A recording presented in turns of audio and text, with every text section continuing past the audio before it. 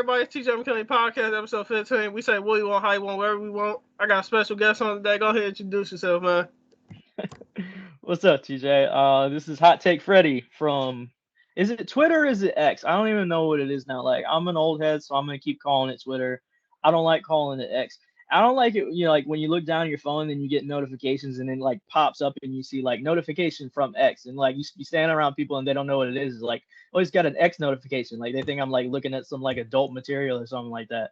You know what I'm saying? So I feel you. yeah, but Hot Take Freddy from Twitter, and then formerly of the Bunker Podcast, formerly of the HT We Are Podcast, and just man, just a silly dude who likes to talk about Commanders. Well, all right, man. I get my guests every podcast people know about now. I get them. I get y'all like 5-10 minutes. Go off about anything sports related, if you can keep it. Anything you want to talk about, get out your chest. Go ahead, man.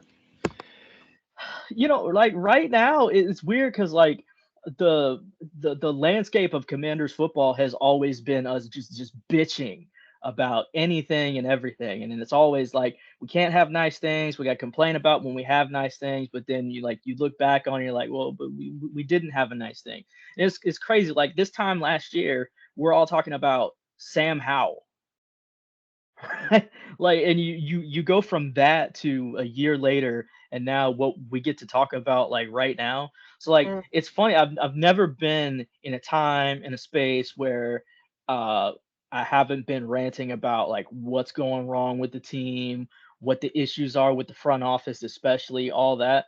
Like pretty much like any sort of like vitriol or anything negative I have to say is just about like just all these haters, man, all these haters all around. Like every week, it's the next fan base and the next bunch of people who and they all hate us because they ain't us, right? And they just want to like talk their s about everyone's like, well, Jade's not that good. It's the type of offense, whatever. We're gonna spank them, and it's like every single week, it's like nah, nah, nah. And all of these people now, like especially like okay, I loathe the Bears fan base. Like I did not realize how just miserable and delusional they were until after this game, hearing everybody just bitch about the Hail Mary and this that. Like, oh, they didn't call hold. I'm like, they didn't call holding, they didn't call defensive pass interference. I'm sorry, look, if you can't stop that play, you don't deserve to win the game.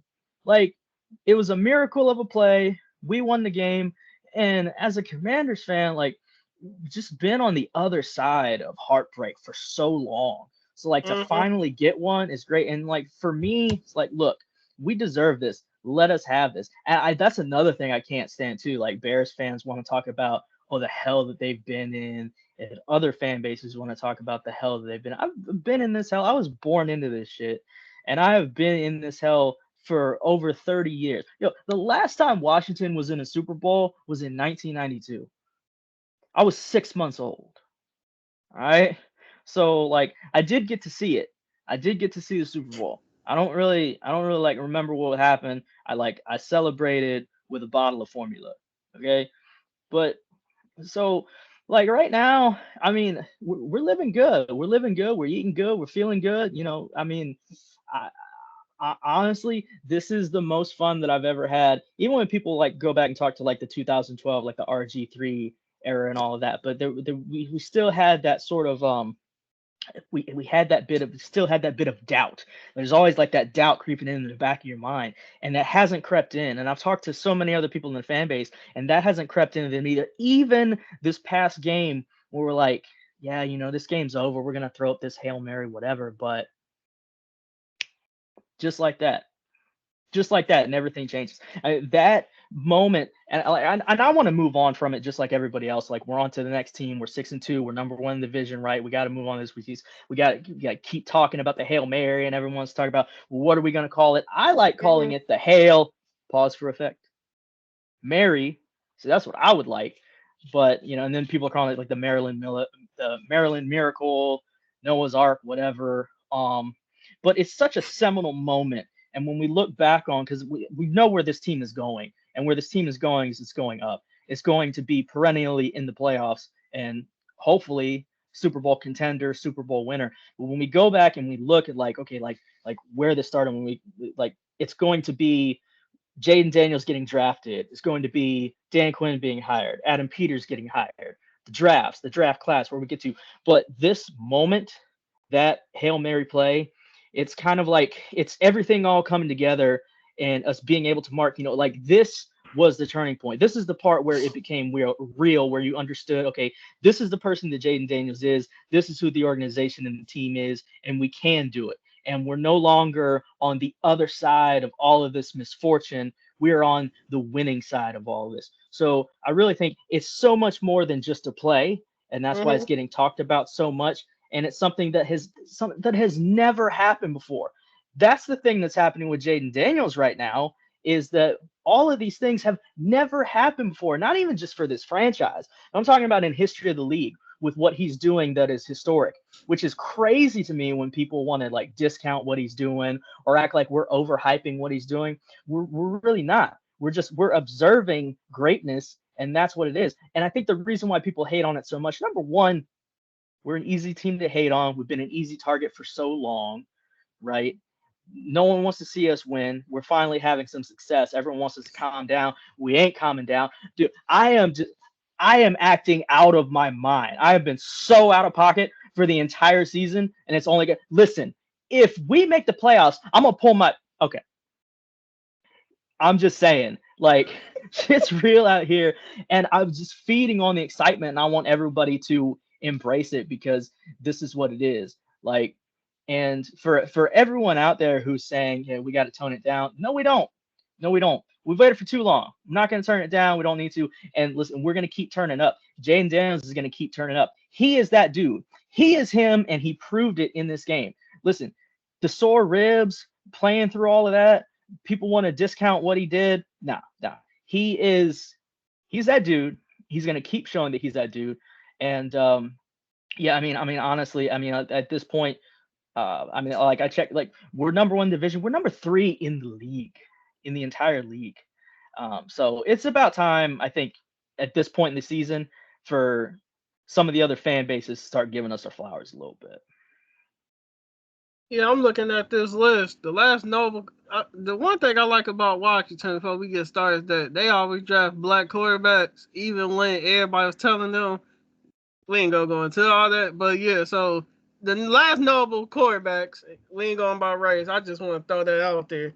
Is Kirk Cousins, Jason Campbell, RG3. What do you feel now that y'all got Jaden Daniels? But before we get to Daniels, so we go. What do you feel like? What the problem with the notable quarterbacks? That means ones everybody remember. Jason Campbell out of Auburn, Kirk Cousins, Michigan State, and RG3. What was it? What's going he go? Baylor. He went Baylor. Baylor. Yeah, What do yeah, you yeah. feel? What the problem with them three quarterbacks? Because I remember when Jason Campbell first came in, he's supposed to be out doing flop. RG3 injury, and Kirk Cousins, y'all just got rid of him. So what do you feel like? What the problem? So this is the thing. So wow, wait, you took it back too, going to Jason Campbell. So Jason Campbell, you got to think about something. He was drafted by the Joe Gibbs 2.0 era.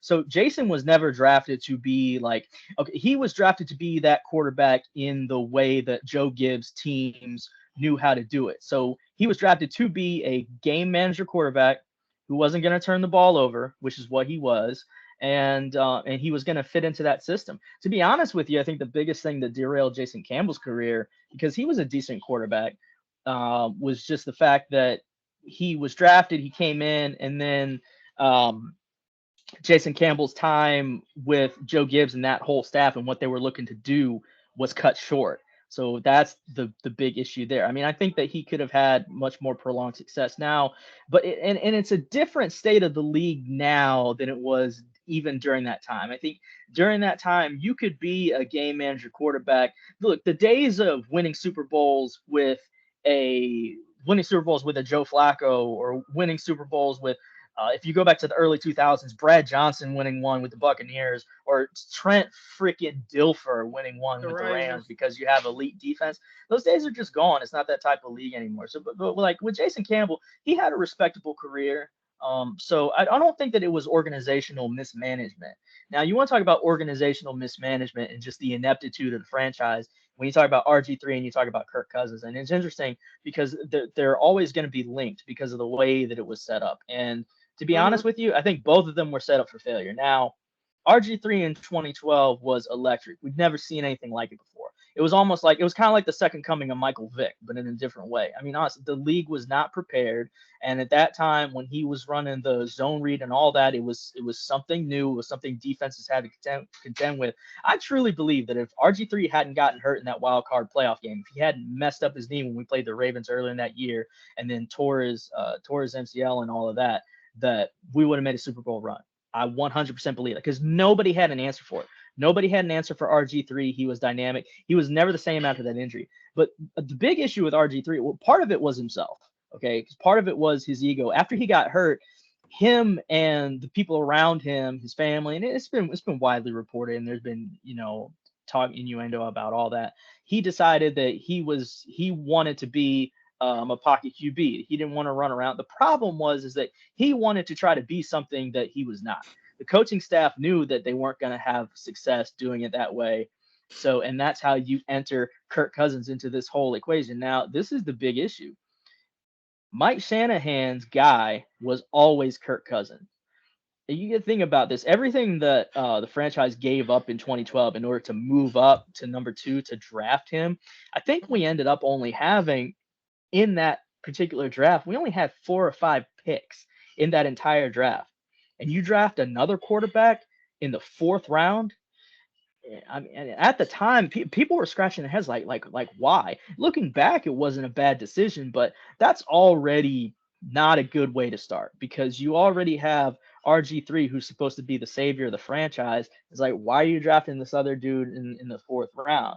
You know what I'm saying? Like, even if he's Mm-hmm. he's just going to be my backup, you got 2 rookie quarterbacks in the room. So I think that kind of set things off on a bad note. To me, Mike Shanahan justified the pick by saying he was too good not to take. Talking about Kirk, you draft a quarterback in the 1st round and you can't resist taking a quarterback in the 4th. Kirk Cousins, to me, was always a better quarterback than Robert after Robert got hurt because Robert could no longer be dynamic. What made him special all of a sudden wasn't as special anymore. And to me, he didn't fit into what Mike Shanahan and company wanted to do. Now, Kirk Cousins, I mean, he started, thriving. I mean, if he could have stuck with Kyle Shanahan, I think he was going to be successful no matter what. I mean, you saw what he ended up doing in Minnesota, what he's doing now in Atlanta. Kirk has always been very above average. But to me, that's the issue with Kirk. So if he would have stuck around here, I still think that he would have been putting up stats. I don't think we would have been winning championships. That's the organizational ineptitude. Was that so they shit the bed with Robert. Robert gets hurt. He ends up getting pushed out because Jay Gruden comes in. He knows that he's going to be successful with Kirk. He's not going to be successful with RG3. So RG3 kind of becomes washed really quick. He moves on, and then the rest of his careers, I mean, he goes to the Browns. That's where careers go to die. Okay. I'm just saying, I'm sorry. That's where careers go to die. You go to the Browns and you go there to die. It happened to RG3. It's happened to Deshaun Watson. I'm sorry. The only organization I can think of that has there's been a more QB hell than Washington has got to be the Cleveland Browns, like going all the way back to Tim Couch and before. But I feel for Browns fans, I really do. But yeah. So I mean, and then after that, and then RG3, obviously, he's a journeyman quarterback too. He ends up being a backup in Baltimore. Being a mentor for Lamar Jackson. He's not a mentor for Lamar Jackson, man. He's just an old head who's backing him up. But yeah, and Kirk has gone on to a really good career, and the organization couldn't hang on to him because they wanted to lowball him. They didn't want to pay him what he was worth, and it was just again, it's like the front office here in Washington has just been so bad for so long, and under the previous ownership, there was just so much. I know I use this word over and over again, but just ineptitude, um, ego, just stupid shit, and just the mismanagement. I mean, like if you took the people that were running this franchise and had them running like a McDonald's, they would have been fired within a week.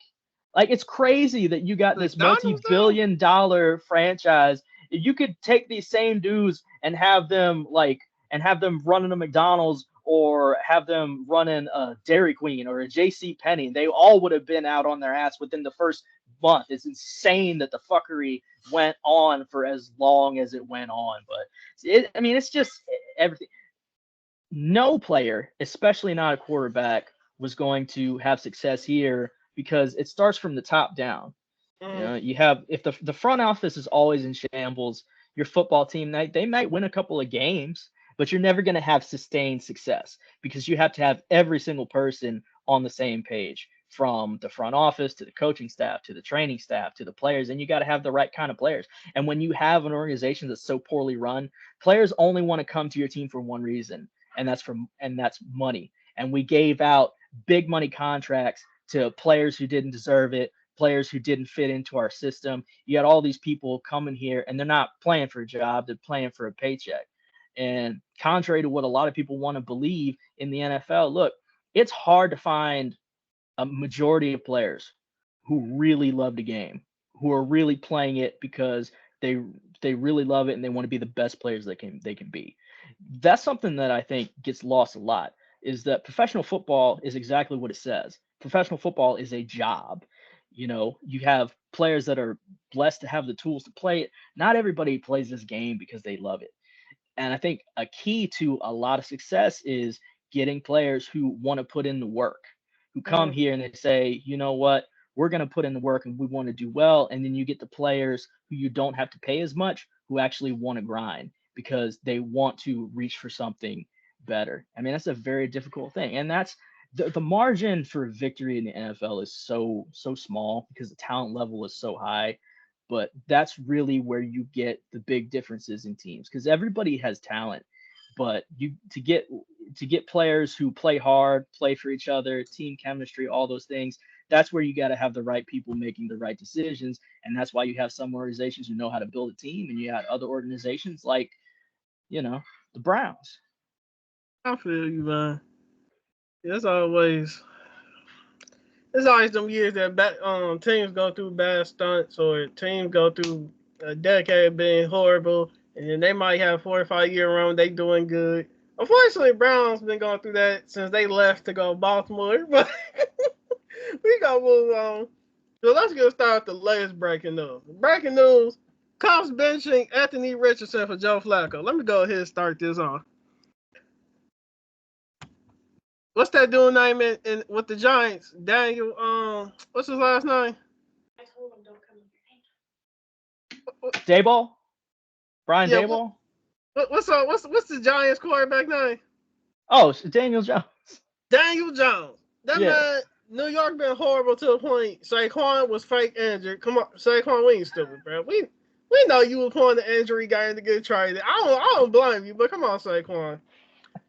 Y'all traded y'all franchise player. Y'all been getting rid of a few of them, but Saquon was the headliner. Y'all started drafting the Georgia boy, Oregon. Okay, cool. It's looking cute on defense. Daniel Jones, y'all still been trash.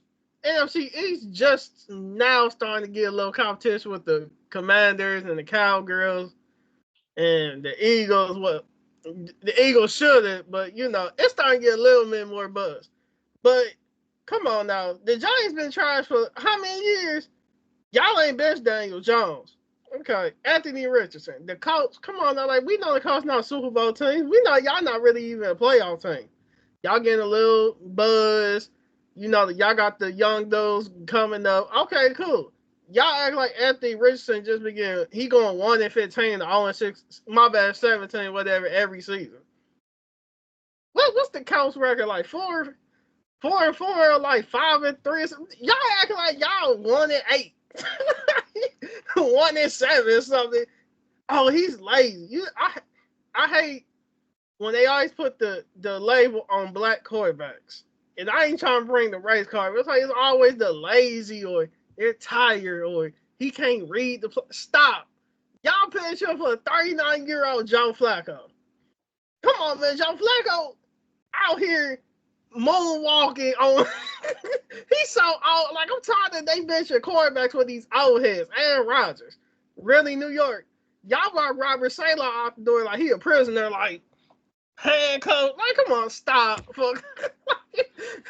Aaron Rodgers like 45 years old. Come on now, let's just stop it right now. I know everybody, every quarterback that they got that Brady effect. We know NFL was making moves for Brady on that Illuminati conspiracy. Anyway, let's move on. Just stop benching young quarterbacks who doing decent on horrible teams. I ain't gonna say the coach the worst team, but y'all not the best team. Just stop benching like young up and coming good player quarterbacks for these old heads. Like get them out I of mean, here. look how quickly we turned the page on players when we should like. What is going on in Carolina? Like Right, Sean? what is that? Yeah, what? Yeah, why are you doing it? You you know Dalton isn't going to be your long term answer. What is the point? What is the point? And you're already look. This young man, he's only played once. He's only played one season. You know, one season and then a few games, and then already you're gonna pull the plug. This is a number one pick, man. And you look at honestly, the Carolina Panthers are. I'm sorry, I was just bringing them up, but to me, they're the worst organization in the entire league. Like no one knows what they're doing. They're just terrible. They're like the Carolina Panthers are like the new Commanders. Like, it's crazy. And when you talk about young quarterbacks, especially young quarterbacks of color, not getting a fair shake, it's like I mean look at the number of chances that were given to what's the dude that was in New York, the Jets Daniel quarterback. Jones, No, Jet the Jets before Sam Aaron Darnold, Rodgers, Zach Zach Wilson. Zach whatever, yeah. What like just miss me with that. It's just come on. What you feel about the Joe Flacco Anthony Richardson situation? To be honest with you, I mean, I don't really think it's much different than the Carolina Panthers, Bryce Young, Andy Dalton situation. I kind of feel like using the tap out thing is just it's kind of an excuse to sort of move out of that space. Like I get it to a degree, and I know because I'm older, so I know probably some of the younger fans will disagree when when I'm like you can't be tapping out. Like you can't be tapping out.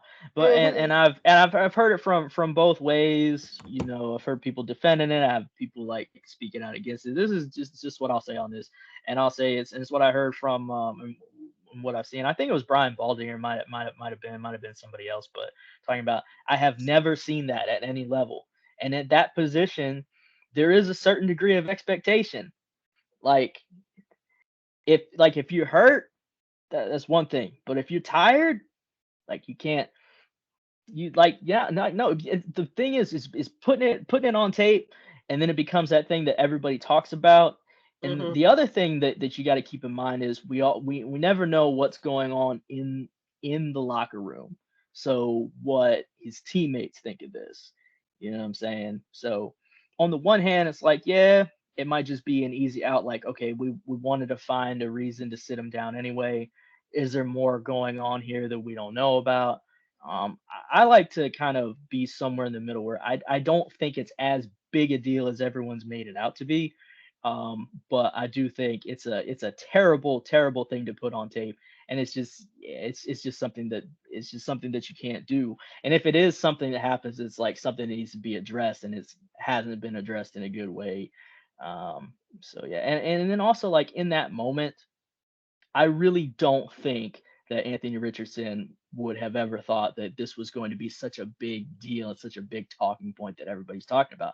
But I mean, such is the life of an NFL quarterback. I mean, you are so scrutinized, and it's just like anything else. We go back to, and I don't want to pull the race card either, but Mm-hmm. and it's but this is 100% true. This is society in the world that we live in, and this was something that was and I saw it on it was God, I forget. I don't know if it wasn't Tony Dorsett. It was it was former it was a former NFL player, former NFL Hall of Fame player. I forget the exact quote that it came from, but very successful NFL player who was black, which is most of them, right? And he said you can't do what the white guy does and keep your job, basically saying like you got to do everything twice as much. You got to work twice as hard. You got to be twice the leader. You got to be twice as talented. All this, all that. I mean, look at, if you want to go back and talking about the history in the league, and you want to start talking about race, especially at the quarterback position. All you got, like, go no further than Warren Moon. Warren Moon's in the Hall of Fame.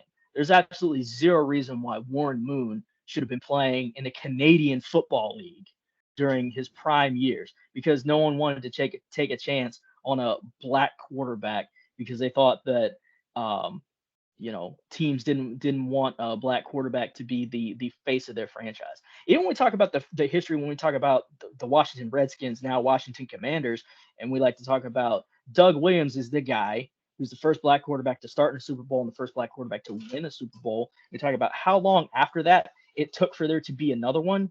And people are quick to forget that season in 1987, Doug Williams was not the starting quarterback at the beginning of that season. He was not the franchise quarterback. He was a starting quarterback after that because he had to be. He came in because there was going to be a mutiny on the team if he didn't start, because his teammates wanted him and he was more talented. But that's what it took. He was already more talented than Jay Schrader. That's the quarterback that he replaced. And then they went on that historic run and they won a Super Bowl and he was MVP and all of that. But it took his teammates around him and the starting quarterback, who was not as good as him, playing badly, for him to get the opportunity to start. Why would it take all that when he was clearly more talented? Mm-hmm. Why? Everybody knows why. It's like, look, it's like my mom always told me, look, if it looks like a duck and it quacks like a duck, probably a duck. Yeah, I don't be trying to make this be too much about race. Let's just address the obvious. Okay, we talk about the Colts franchise, right? Peyton Manning went on with what, 1-15 year one.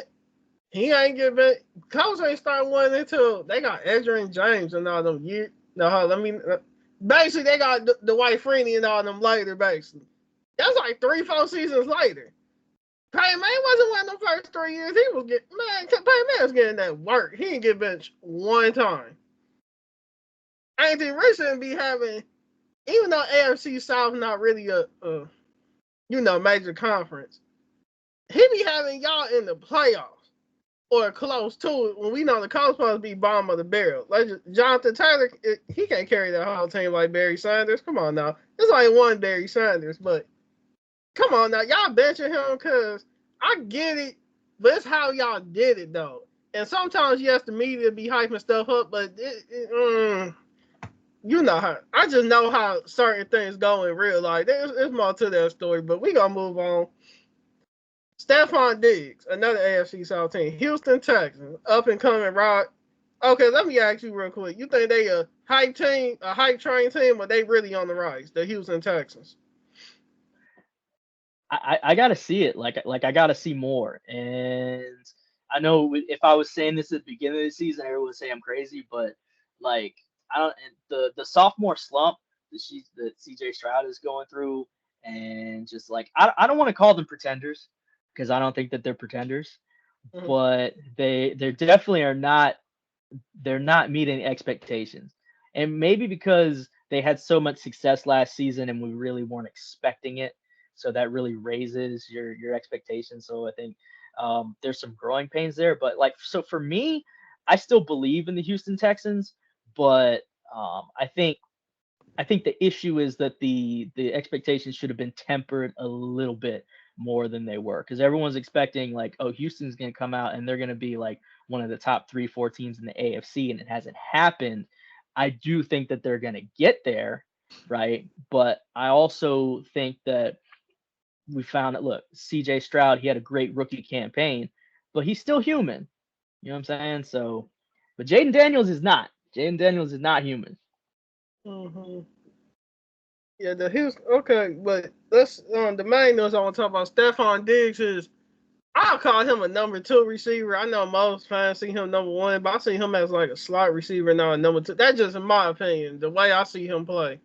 He's injured for the rest of the season, so you feel like that's going to, I guess, bring the Texans back to reality, or you think they're going to be I able think to it continue? hurts.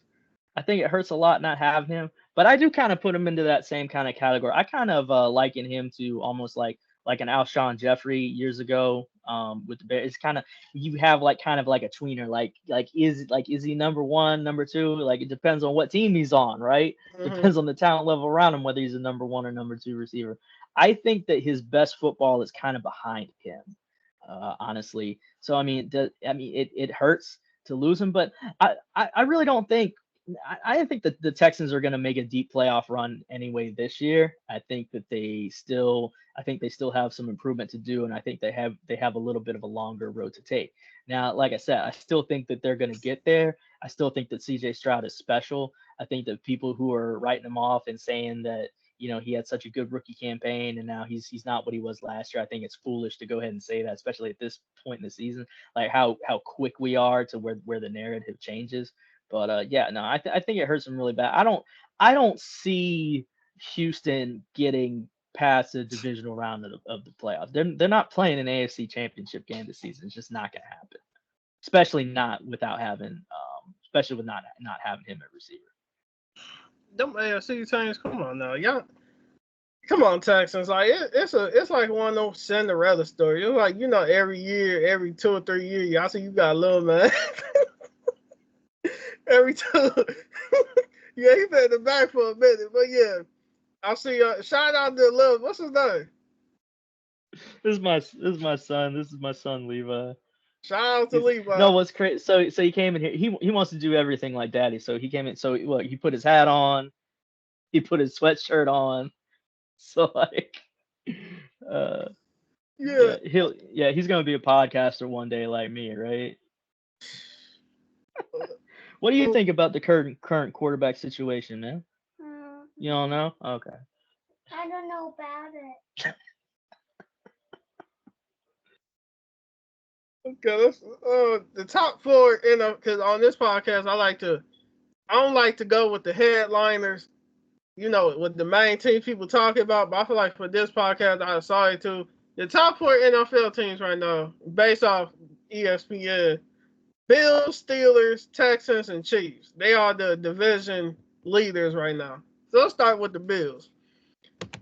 AFC East, come on now, that conference is weak. The Bills are basically the new Patriots of that conference. Just like how the Patriots took over for 2 decades, Miami, they need to get rid of Tua. Who else in that conference? They got Jets. They're the Jets. Oh, hold on, you got Miami, Bills. Who else? Miami, Bills. Oh, that's it. Yeah, my bad. I'm tripping. Yeah, Miami not good. Patriots. This is post Belichick era. And the Jets being the Jets. So what you feel about the Bills in the AFC East? You feel like they're still only good because they play a weak conference, or you believe they're just the Bills? They're still good. See, I think this is the issue with the Bills. And the Bills are what the Bills are what the Bills are historically. Now I'm gonna take it like way back. It was way before your time, especially. I mean, this is before my time too. But if you go back to, I mean, the Bills were the first team in the history of the league to go to 4 straight Super Bowls and lose them all. And this current incarnation of the Bills, which is the best that they have been probably in the last 30 years since that whole era, right? They're like they're like Bills light. So it's like we're not gonna get to the Super Bowl, but we're like gonna do the same thing with AFC Championship games, which is not even getting it. But it's like I think that the problem with the Bills is they have historically and even still now, they are that team who is just good enough to not be good enough. So, are they going to make a deep playoff run? Yeah. Are they going to have some great moments? Yeah. Is Josh Allen going to put up some awesome highlights? Sure. Is Bills Mafia going to show up, show out, and break tables and do all of their silly shit? Yes. Are they going to play in the Super Bowl? No. No. And the windows for making these championship runs are so small. Mm. The only team that I think is really going to defy that is the Chiefs. because the Chiefs are just running back what the Patriots were doing in the early 2000s, like when Pat Mahomes and when what they're doing now. So like for the young cats out there who are like haven't seen anything like this before and talk about how great Mahomes is, and he is. He's by far the best player in the league, and he'll continue to be the greatest quarterback for a long time. But I mean, I saw the same thing when I was a kid with the New England Patriots. The New England Patriots were always in the Super Bowl. They were always making deep runs in the playoffs. They had the greatest quarterback of all time, and that's just what they were, and that's what the Chiefs are now. And the Bills are kind of like, I would almost like it to. Now, I'm not saying that Josh Allen is Peyton Manning, but I feel like they're kind of in that situation because we look back historically and everybody talked about Tom Brady and Peyton Manning and how great Peyton Manning was, and Peyton Manning was great. But Peyton Manning went to 2 Super Bowls with the Colts. He won one, and the one Super Bowl he won with the Colts, they beat the Bears, whose starting quarterback was Rex Grossman. All right, and then he wins one with a great defense with the Denver Broncos.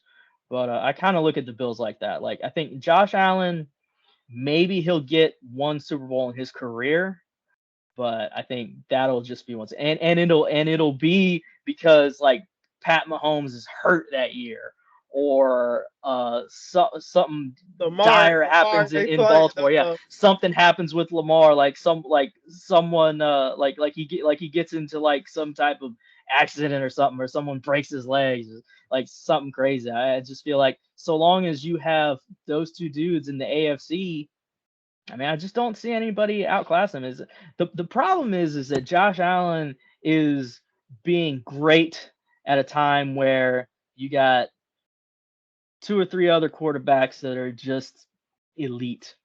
So like if Josh Allen was doing his thing and this was 2003, sure, but unfortunately it's not. Another team is the Steelers. You got my doo-doo Browns because we horrible right God, now. do we gotta talk about the Steelers? We You don't gotta like talk about that's the thing with the Steelers is the Steelers are it's almost kind of like the way I look at the Cowboys. Like people look at the Steelers like the Steelers are always relevant even when they're not. And like every year, especially the past few years, I'm like, why are we even talking about the Steelers? the What are the AB Steelers? did, No, it's like, what are the Steelers gonna do? They're probably gonna have a winning record, but are they real? Are they gonna do anything that we're gonna be talking about in March? No. Are they gonna be are they gonna be playing in the AFC Championship game? No. Are they gonna make it back to another Super Bowl? No. Like was Kenny Pickett the dude? No. Is Russell Wilson the dude? No. Justin Fields. I mean, 'cause now like you don't. I don't see them. Everything is so quarterback based, and they just don't have one. Mike Tomlin's a great coach, but I really feel like the Steelers, even though they're not the type of organization that moves on from coaches like that, but I feel like the Steelers really just kind of need to move on. I think that whole ship kind of sailed. Like he's always going to have a competitive team. They're always going to win some games, but nah. I mean, are they going to win a championship? Nah. To me, Steelers need to be in rebuild mode. You tried the Kenny Pickett thing, man, ain't work out. So what are you going to do next? And I mean, and now pretty much what it is you just gotta play the lottery as many times as you can with the quarterback until you hit on one. If you hit on one, because you don't think Justin Fields the future? it's so quarterback driven now, and I don't see it in Pittsburgh. I just don't. You don't think Justin Fields gonna be their future quarterback? Nah, I don't think so. No, no. He's nah. And I like Justin Fields. I do. I would take Justin Fields over. So I think Justin Fields should definitely be starting over Russell Wilson. I 100% think that. But do I think either of them? I mean, obviously Russell Wilson's not your long-term guy. But yeah, I don't think that the Steelers franchise quarterback is on their roster right now. Let me talk about a player who done fell off the map. And he a Ohio State alumni. I just got to, because I just seen something rambling on Twitter just now. Chase Young. I'm so glad you up here. What happened with the Chase Young situation? Because let me start where you going. What is he? Top 5-10 out coming to the league. Pass rusher. Went to Yeah, he was drafted number 2. All right, number 2. My bad. See, he done fell off. Then He fell off big time. He did. went to the Niners, and he was supposed to be with Bosa. They supposed to be tearing it up. Then somehow he done fell off the map. He wasn't New Orleans now. I'm talking about he on the trade block for the Saints right now. Like, what happened with I almost said Justin Fields with Chase Young in Washington? Like, just go back. What happened? Okay, so the first bad thing that happened was he was drafted by Washington while Dan Snyder still owned the team. That's a bad thing that happens to everybody, right? This is the issue that I see with Chase Young. So Chase Young, he was drafted number 2 overall. He had a fantastic rookie season. He really did. People forget he was rookie of the year. He won rookie of the year his rookie season. He was great. And I watched, obviously I watched all of those games. And even where he didn't necessarily show up on the stat sheet, and he was his rookie year, he was affecting everything. He was a leader on defense. I mean, he just seemed like a totally different dude. The issue with Chase Young was, and I think this happens to a lot of players, he got hurt. And I don't think people really understood the severity of what happened to him. Tearing his patellar tendon, his injury that he came back from. I don't think he's never going to reach the level that he was at before the injury.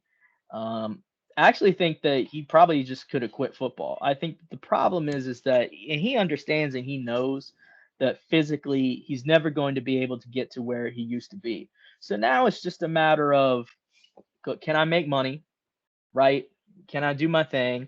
He always wanted to get into other things. The big story going into his second year was that during training camp, during OTAs, he wasn't there, and people were like, what's going on? What's this and that? So I mean, and time kind of seemed to prove that Chase Young is in the Chase Young business. Which, hey, look, that's fine. I'm not going to begrudge anybody. Look, if whatever reason you're in the league, whatever you want to do, if you're in the league because you want to make money, more power to you. All right, because look, everybody who says no, they wouldn't be doing that. Yes, the hell you would. You'd be doing the exact same thing if you were getting paid that kind of money, and you only have a short window of time to make it. Go ahead and make it. Make as much as you can. Do whatever you want to do. You want to call a player a sellout? Fine. Sell out, young man. Get as much money as you can. All right. And with the Chase Young situation, I think it's a combination of things, but the biggest thing is I really think he's playing for the dollar. It's very obvious that he takes plays off. I think that the injury was really what caused all of that, like I said, because he's never going to be able to reach the level of play that he was at before. He lost a lot of his explosiveness. It's just not there. And if I was going to make a prediction, I'd say that Chase Young's completely out of the league within the next 2 years. And it's really, really sad to see how far down he's fallen. But I almost kind of liken it to, and I know you're an Ohio guy, but if you go back to 1996 when Cincinnati drafted Big Daddy Dan Wilkinson out of Ohio State, and he was an athletic freak. He was insane. He was supposed to be the second coming of Reggie White. Not. And the issue with him was he would show up for the big game, and then when it was a game that didn't mean nothing, it was like, where did he go? He would just disappear. And the same thing's happening with Chase. I mean, it's an issue of effort. I think it's an issue of motivation. And honestly, I watch him play and I see a player who's just kind of checked out. He's like, look, I'm here, I'm getting paid, whatever. And I'm never going to be able to achieve greatness because my body can't do it. So I'm just going to show up. I'm going to make my money. And then when I can't milk it anymore, I'm going to move on to the next thing. And I think that's exactly what's happening with Chase. So it's sad to see, but it happens. And people don't know Ohio State, the only team that had Archie Griffin back in the mid 70s when Heisman back to back, and offensive tackle Orlando Pace be top 4, not 5, 4. I'm still trying to figure out. Let's go on topic. I'm still trying to figure out how you a lineman who don't play both sides. He was only playing the line, and you top 4 in Heisman voting. Like, it had to be some rigging going on. Like, how was you a lineman? in top 4 in vote. That ain't happened to this day. Like, I know pace, man. But yeah, let's go. Let's get to this on last two. Right, we gonna say 2 topics. You think the NFL becoming like WWE? You think it's scripted? Like the Oh NFL? come, oh come on, Go ahead, really, really? No, I think the problem is that even if you, because you want to talk about refs making bad calls on purpose, giving teams breaks, this and that. There's so many facets to what goes down in the NFL, and I feel like if more people could kind of see what's behind the scenes here, and even and I didn't even bring this up with the Chase Young thing, but after Chase Young's, because and this will kind of parlay into that, after Chase Young's rookie year in the offseason, I sat down with Jack Del Rio, who was the defensive coordinator in Washington at the time, and we were talking about, what the team did, because the team overperformed that year, especially the defense. Talking about Chase and the other special players on that team and what they brought to the team chemistry and all that. When you sit down and you get to talk to a coach about all that, and you find out what all goes into it, the preparation, the amount of money, the number of people. There's so many facets to everything, from players to trainers to coaches, owners, agents, all of this stuff. And you're gonna figure out a way to orchestrate all of this and write up a script. And then at the same time, you're gonna keep everybody happy, and you're also gonna make sure that everyone who's part of this big conspiracy all keeps it hush hush. Like, what is the incentive for practice squad guy who's getting paid 70 grand basically to be a tackling dummy, right? Not to expose what's going on, because he's not getting paid what a top tier player in the NFL is playing. I mean, when I hear and see conspiracy theories like this, it just makes me, it doesn't even make me shake my head. It makes, like, it's the same type of feeling I get when someone tries to explain to me why the earth is flat. It's like, man. when the next time someone comes up to you and like says something about the NFL being scripted, or comes up to you and tries to tell you that the earth is flat, just say, "Yeah, oh really? Oh cool. Yeah, read about that. Heard about that. That's great. Go ahead, move on." But yeah, no, the scriptedness. Now, I mean, do I think that the refs show certain favoritism to certain teams, certain players, like Pat Mahomes, like Pat Mahomes? Yeah, absolutely. But again, and this goes to the NFL. The NFL is going to protect what makes them money, right? Mhm. So, and I don't think I don't see how you could orchestrate things enough to really be able to fit to a script. You got 11 on 11 players, plus the refs, plus the coaches, plus everything else, plus the game is not perfect. It's so imperfect. You can't control which way the ball bounces. There's just way too many things that you can't control. You say that on Jack Del Rio? Yeah, it's interesting. It's funny how quickly things change, because when I talked to Jack, and this was after the 2020 season. So this was 2020 off season. Actually, I talked to him right after Heineke got his contract extension, and we were talking about a couple players, but obviously the big one was Chase Young, and he was talking about Chase Young's work ethic and all that, and it's how quickly things kind of shift. We talked about Montez, who's now playing for the Bears. Always knew that Montez was going to be a special player, but the one thing that we talked about that really stuck out to me was something that I mentioned earlier: that the margins in the NFL are so small. Players are so talented. I think that gets lost a little bit. Teams are so close in talent, and that is why it is so difficult to win in the NFL. If you look around, even the best of the best teams, they're still going to have a few losses on their records. You go back and look at the teams that they lose to, and you'll look at all the best teams every year and look at the teams they lose to, and you're going to think to yourself, how did they lose to that team? It's because the NFL. It's because players are that good. They're just that good. You think you could get him on the pod? Jack? Yeah. No, I haven't talked to Jack in like 2 years. So I don't, and the thing, like, I don't have a show anymore. So like, And I'll tell you what too. There was a and you can go back and find the interview clips. It was cool. To be honest with you, the Jack Del Rio interview, that's something that I've always hung my hat on, that I can always tell people like two things. Like one, I got to broadcast my show from FedEx Field at the draft. So I still keep my old media badge from that, and then getting to do the interview with Jack Del Rio. And it's so funny because people, like, I remember doing that interview and people were like, "How'd you get an interview with Jack Del Rio? Like, how'd you get an interview with Jack Del Rio?" And like straight up, I've never told anybody this is how I got the interview. I DM'd him. I was like, "Hey, you want to come on the show?" And 5 minutes later, he responded. He said, "Yeah, sure. I can't do it this week, but we'll do it next week."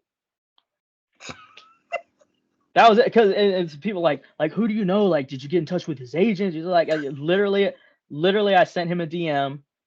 He responded. We did it. That's Like, what I'll be doing, people. I just hit them like, up.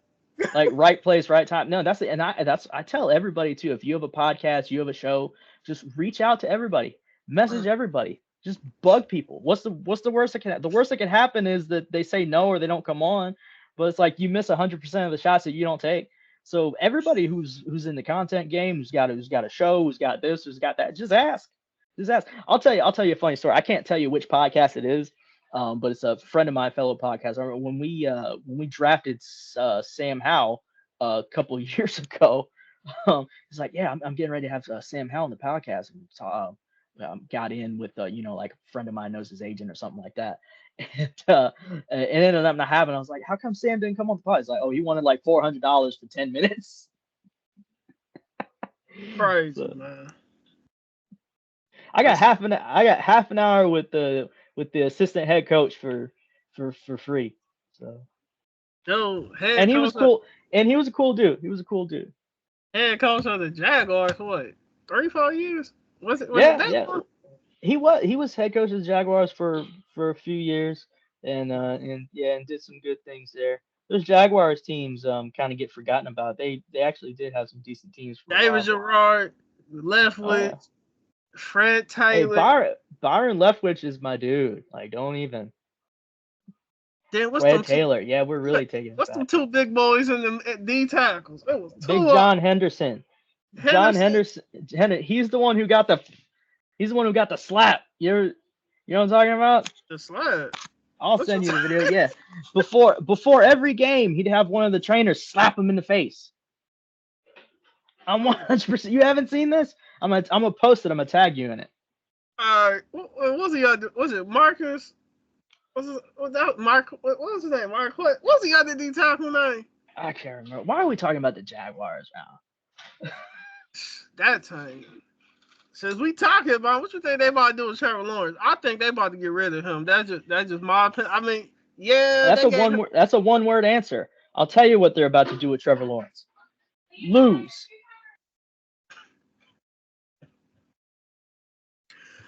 I felt like it was a hype train when he was at Clemson. I'm just like, People were talking about Trevor Lawrence like he was like the second coming, like he was gonna be the top echelon quarterback for like the next. He was generational, and yeah, that's not happening. I was like, I think he got a good team. He made plays, but I think it was the defense of Clemson. Cause Clemson defense had dudes on there like 6'5", 230, like they had some big dudes on that defense. So I'm like, I don't think, cause Trevor Lawrence. I'm like, I don't question mark. I don't like what's his name, C.J. Stroud. Even though he played for Ohio State, I'm just like, I don't know. When you can tell when a quarterback good. Put him on a mediocre offense. You got the best defense. Put him on an offense where everybody on there is like a 6th, 7th rounder or off the practice squad. Let's see what he does.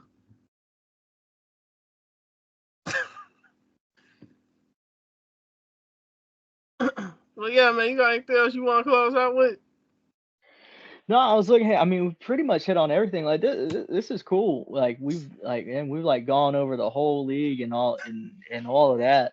I've said pretty much what I wanted to say, and I haven't. Like I haven't said anything that hasn't been said a million times about Jaden Daniels, and everybody in Washington wants to talk about Jaden Daniels. But I do want to say this because I think this is getting lost like right now. Now, as great as Jaden is and what he's doing for this team, and make no mistake about it, Commanders would not be in this position without him.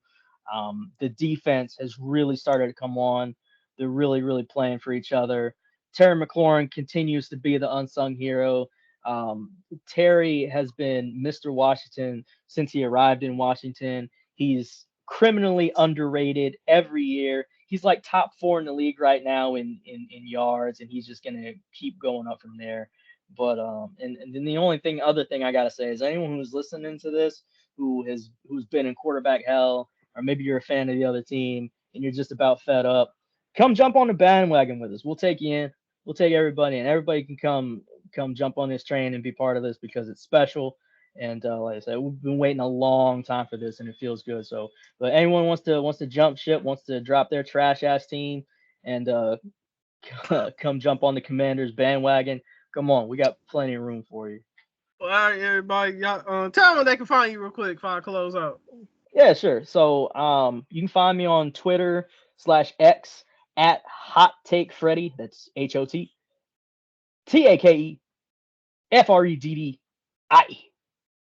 That's at Hot Take Freddy, serving up the hottest it takes every single day, 7 days a week, 52 weeks a year, 365 days, 25 hours a day.